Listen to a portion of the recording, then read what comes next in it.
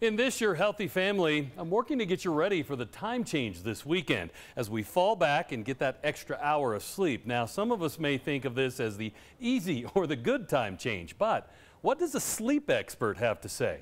I think overall this is the good time change, because if you look at the majority of people who would complain about their sleep would complain that they're behind on their sleep, and this is their chance to catch up an hour. When we lose an hour of sleep in the spring, you can ease into that transition by adjusting your sleep times a little bit, a few days ahead of the time change.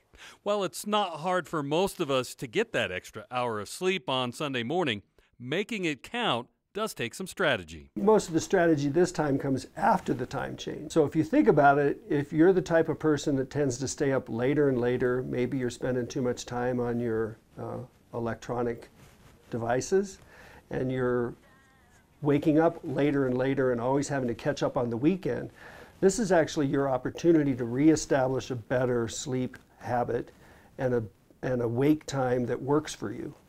So what I would advise is, let's say you've been pushing it later and later. Now you're going to get that hour. You want to stick with that hour and not be pushing your wake time later and later through the weekend. Now they're going to gain that hour, and that 8 a.m. wake time is going to become 7 a.m. The best thing to do is to get bright light in the morning and to not let yourself sleep in on the weekend. Go ahead and drive without your sunglasses if you can in the morning, and that will help firm up that earlier waking time. And believe it or not, Dr. Rummel says there is a group that can struggle with this good time change.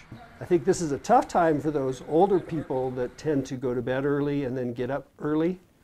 They don't like it when now their 8 p.m. bedtime becomes a 7 p.m. bedtime and their 4 a.m. awakening becomes a 3 a.m. awakening.